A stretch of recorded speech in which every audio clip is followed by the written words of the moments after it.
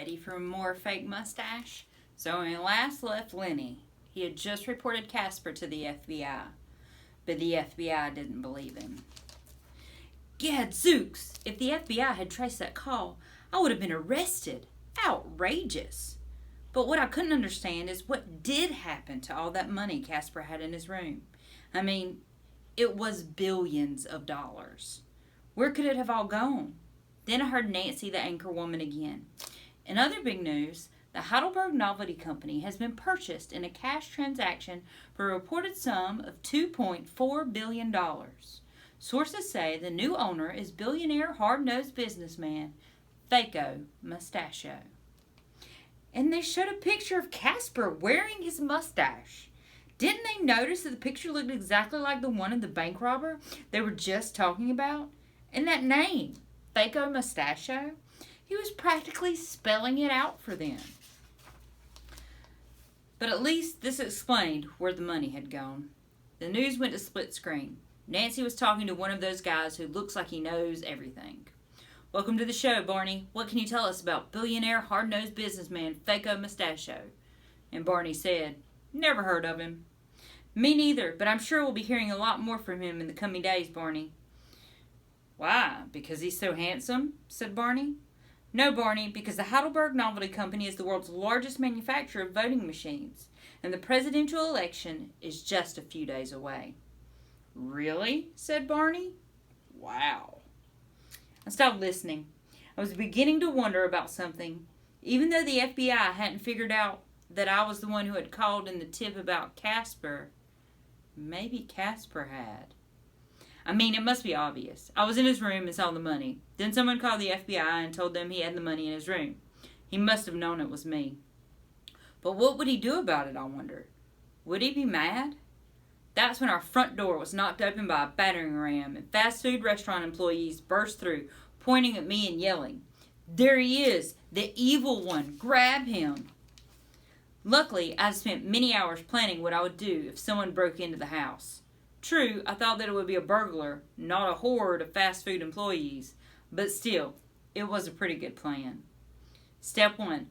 Pick up Sister's Jody-O Rodeo Dream Doll Mall Adventure set and hurl it toward door.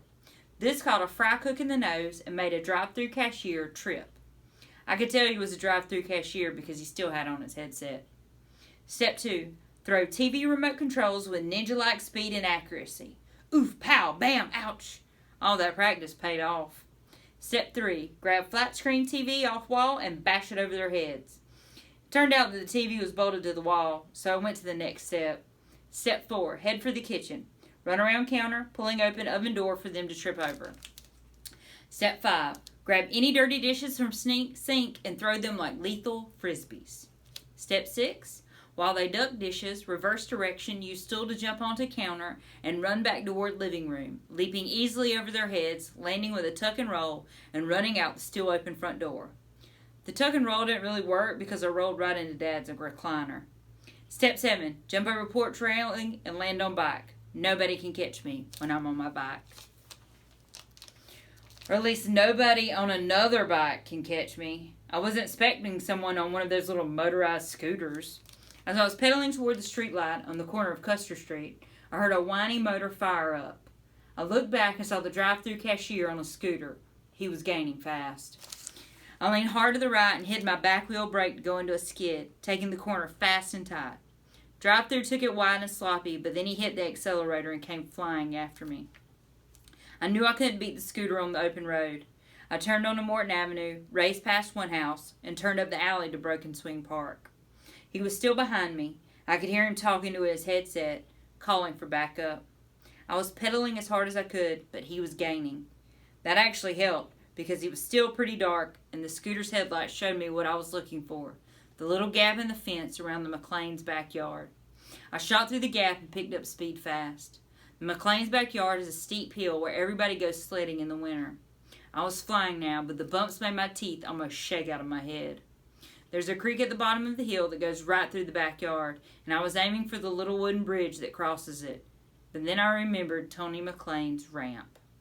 Tony's a high school kid with a real BMX-type bike. He built a ramp to make jumps over the creek. He can do it pretty easy, and a couple of other bigger kids in the neighborhood have tried it, but I never have. I've thought about it and even tried to try it one time, but then I chickened out before I hit the ramp. I didn't chicken out this time. It was just barely light enough for me to see the ramp, but I hit it dead center and at full speed. I had plenty of air over the creek, but I didn't have any idea how to land. The back seat seemed to be moving away from me. If I landed like this, I'd bust my behind, so I pushed the bike away and got ready to land on my feet. I tucked and rolled and almost broke my ankle. I bolted up and started to reach for my bike when I saw a drive-thru about to hit the ramp. He was going way too fast. If he hit the ramp, he'd kill himself. "Look out, man," I shouted, forgetting that if he killed himself, he wouldn't be able to kill me. He swerved and braked, missed the ramp, and crashed into the creek. I knew this was my chance to get away, but it didn't seem right to leave him lying there. I peeked into the ditch. The guy was staggering to his feet. "Is this Burger King?" he asked. "No, this is a ditch in the McLean's backyard, and you've crashed your scooter here in the wee hours of the morning while trying to kill me with your insane fast food coworkers." "Do you want the value meal or just the Whopper?" he asked. I was back on my bike in a second and out of there. I wasn't checking my email right then, obviously, but this message showed up in my inbox right around the time drive-thru hit the creek. I didn't see it until much later, but I'm putting it here because it's important to the story. Saturday, October 31st, 5:30 a.m. Dear Sir, I can't believe you tried to turn me in last night. That really hurt my feelings. I thought you were supposed to be my best friend. I'm too upset to write anymore right now. My tears are dripping on the keyboard. Boo-hoo-hoo. Broken-hearted, but always, yours faithfully, Casper Bing. P.S. It's Halloween tonight. You want to meet at my house and go trick-or-treating? I stopped pedaling like crazy when I was a few blocks away and realized nobody was following me anymore. I had no idea what to do next, or where to go. My house was no longer safe, and it was Saturday morning, so I couldn't go to school. That wouldn't have been safe anyway. If Casper, a.k.a. the billion-dollar bank robber, a.k.a. Fako Mustachio, could somehow control school librarians, he could probably control teachers as well. What exactly was he doing, I wondered?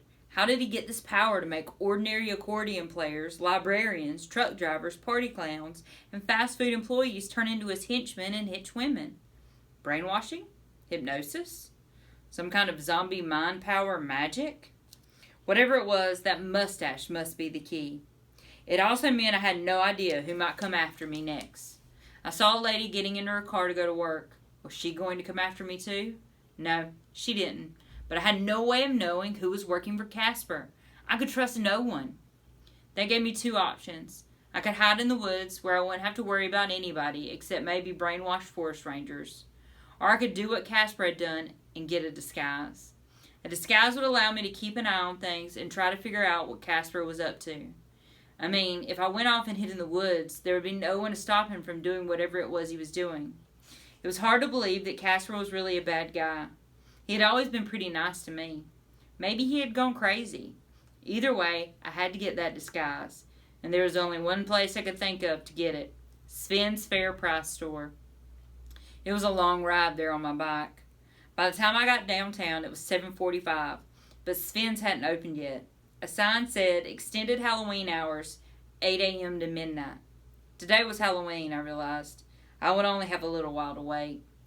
I went down a back alley and found a good place to hide my bike. There's a stream that runs through downtown, but it's mostly under stuff like parking lots and buildings. But there are a couple of places where it comes out in the open, and you can see the tunnel-like place that it comes out of. I put my bike just a little way back into one of these, just far enough so that it wouldn't be out of sight. I didn't know when I'd be coming back for it. Depending on my disguise, I wasn't sure if I'd be able to ride the bike. If I got a disguise like a doctor, for instance, it would look suspicious if a doctor was riding around town on my bike, as awesome as it was. I waited until 8 o'clock and then went into Sven's. So, what kind of disguise do you think he's going to get? We'll have to check in next week to find out.